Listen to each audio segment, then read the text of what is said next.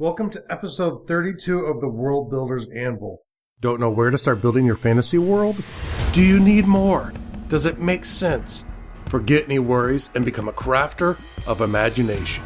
This is the place that will help prime your mind. Now, it's time to heat up the forge, break out the mithril ingots and hammer. Welcome to the World Builder's Anvil. I'm your host, Jeffrey W. Ingram. Let's sup from the mug of Java and build. I'm your host, Jeffrey W. Ingram, and today's topic, Fantasy States Revisited. Welcome back, and let's get right into today's topic of Fantasy States Revisited. And so, now that I've gone over cultures and races a bit in the World Builder's Anvil, I would like to take just a moment to go over, or just an episode to go over what I look for in states. States, for me, are something that rise out of cultures and races. And really, the way I look at it is, and you can see this if you subscribe to my newsletter and you get the mind map for world building. But races, essentially, are the core groups of sentient beings on a planet. They will feed into and start forming cultural groups early on when they've gained sentience. And once a cultural group has evolved enough, it will start spawning states. And states can have 1 to n number of cultures. And the same thing as 1 to n number of races. So states sit on top of, and they're what we think of when we think of nations in the world. And there's a few things I like to look at when I look at a nation. 1, history. And this could be as simple as a timeline when the nation existed. And what were the major events of the nation? And where I would go from when I create a history, much like a cultural history, is from the foundation of the country. And this could be the mythical foundation. It depends on how you want to present the history, but it could be the actual or mythical foundation of a country until the time your story is told. If the nation does not exist until your story is told with the end of the story, you might want to know when the fall of the civilization is as well. If you want to tell multiple stories over different periods of time in a world, it's also good to know when a nation rises and when it falls. Most nations will not last forever. Some might have longer runs than others. However, states kind of come and go. I like to talk about major wars they're involved in, either externally with neighbors or internally with themselves, civil wars, important leaders, periods of sort of golden ages or really bad times for a country.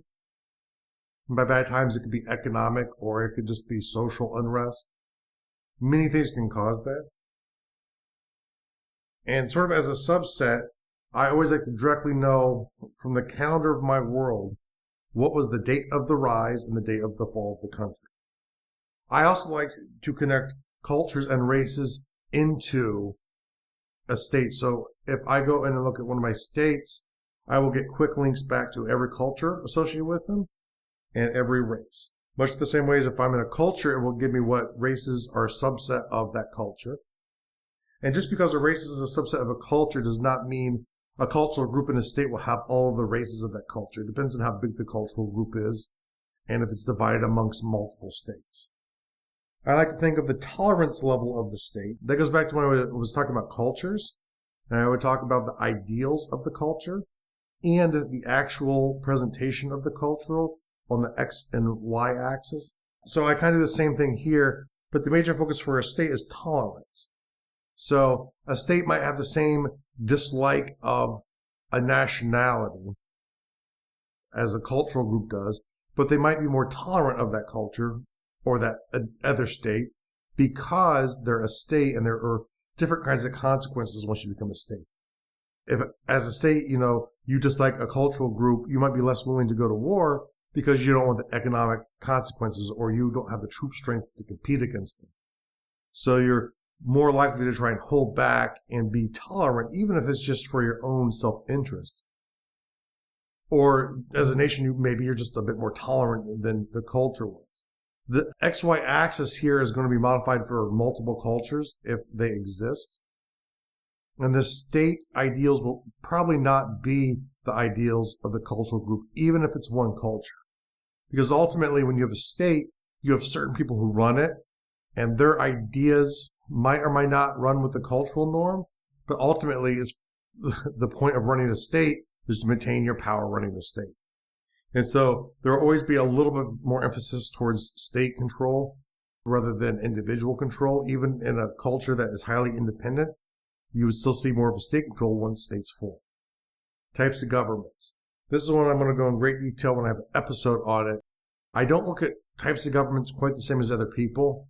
I don't assess freedom or oppression by the type of government.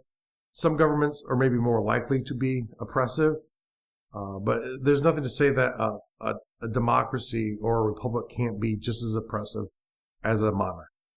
A lot of it depends on who the rulers are, how well the laws are enforced. And laws obviously are an extension of the type of government. Taxes is something that's a bit more boring that I like to go into, because how does the government generate the wealth it needs to maintain itself, to maintain the military, and protect what it considers its sovereign territory? And why do I find this important? Taxes for a very long time, and there's a great history of it. I'm going to try and find it and put a link to the history of taxation lecture. It's like 20 episodes on YouTube, I believe. There have been many revolts fought over taxes. A lot of times taxes are at the heart of revolts. Whether you talk about the Maccabee revolts or maybe even the revolts in the United States when we revolted from England.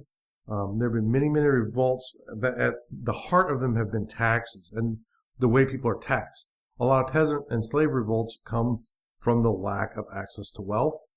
And a lot of times the way the government gets wealth is by taxing people. So when you have a revolt versus a government because you want more wealth, usually, ultimately what you're trying to say is you're taxing us too much. You're taking too much from us. How do the taxes work? It's not always about money. There's a reason why a salt tax is called a salt tax, is because it was originally paid in salt. Because it was a very important commodity that would help preserve food.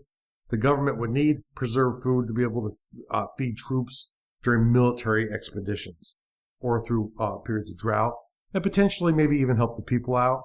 It would just depend on the government there and the ruler at the time. The arts, and this kind of goes into all of it, arts, architecture. These will be an extension of the cultures, definitely. But what is the extension and usage of art? What are the major buildings for a group who is involved in the state? And once again, norms. And I talked about this a little bit with tolerance. Same thing. XY axis. This will be the same XY axis I talked about when I talked about cultures. And you're going to also see it again when I talk about faces, which is my sort of code word for characters. I like calling them faces. However, it is an X-axis that is from harmony to domination over nature, and a Y-axis that is from conformity to divergence of people. And wherever different types of ideal things fall in for a culture will determine where they are actually at and where is their ideal at. And then a little bit about behaviors as well, too. And once again, once states start forming, there will be a deviation from the culture or cultures involved in the state, because part of it becomes about propagating the state. The same thought, where if you have the ancient Latins, the likelihood they're going to worship any individual in their midst is going to be low.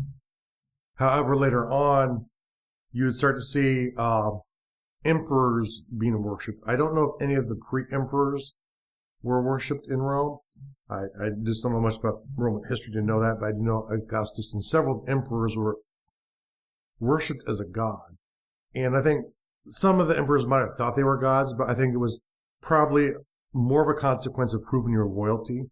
If you're willing to pray to them for help at an altar like you would to Zeus, or whatever you want to call Zeus, the more likely you are to not betray a god. Sort of probably taken a bit from when they got involved in Egypt and you had the god king pharaohs. However, the idea goes back into many cultures across space and time, It's very common for emperors to be called gods. or either a direct descendant of God or given the approval of God to rule. So once again, when religion drives a culture, it's very hard to rebel against a government appointed by a god, because you risk famine, you risk all sorts of natural and supernatural disasters if you go against the government.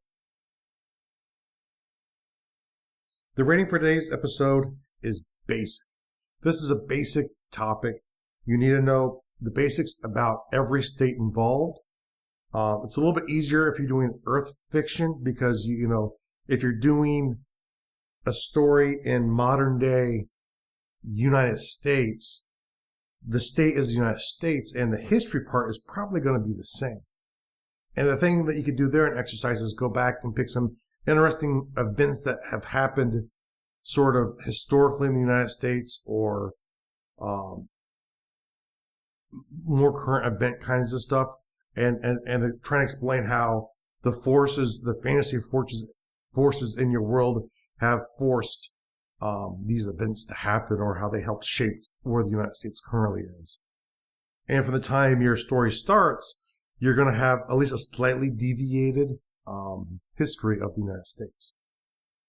And the longer you go, the more time you go, the more deviated you're going to get from the actual United States, depending obviously largely upon the work. Some works might try and just talk about current events through a fantasy supernatural way, in which case you're trying to always explain current events as they're happening, as being caused from the supernatural fantasy sci-fi elements that are involved in your version of Earth. The world building task for the day. Take the state you're currently working on, the center of your story, and just go through these steps. Write up a short history, know when it begins, know when it ends, know the important things that have happened in between. But go through all these things that we've just talked about, links to cultures and races, the tolerance level, the types of governments, the taxes, the arts, and the norms of the state. Codify them down in your world-building Bible. Real world task for the day is go through your books and pull out books based on their relevance and say, what is the likelihood I'm going to read this book ever again? If the likelihood is low, you know what? Go give it away. Let someone else experience the joy of the book. Give it to a library. If you're religious, go to a church and have the church sell it at an auction. Give it away to a friend. But if you have 500 books, you can get rid of some that you're not ever planning to use again. Now, I typically keep reference books or fiction books that have had a huge impact on me. That's really all I have for books. And I do have a lot of reference books, and I probably could go through mine too. And to be honest, I probably will. But that is your real world task for the day. I'm going to probably know that. You shouldn't. The tease is fantasy states rise and fall. I'm going to get more specifically into the rise and fall portions of a state. And as always, make sure to go to gardul.com. That's GARDUL.com for the show notes.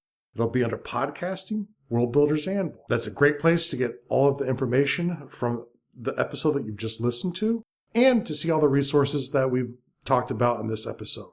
Thanks for joining us this episode of the World Builders Anvil. Please be sure to rate and review us in iTunes, and please help get the word out to your friends about our show. And join me, Jeffrey W. Ingram at gardul.com, to see the progress of my world and learn why I made the choices I did. And please contact me and let me know the topics you would love to hear in the future. Now strike, while the myth rolls high.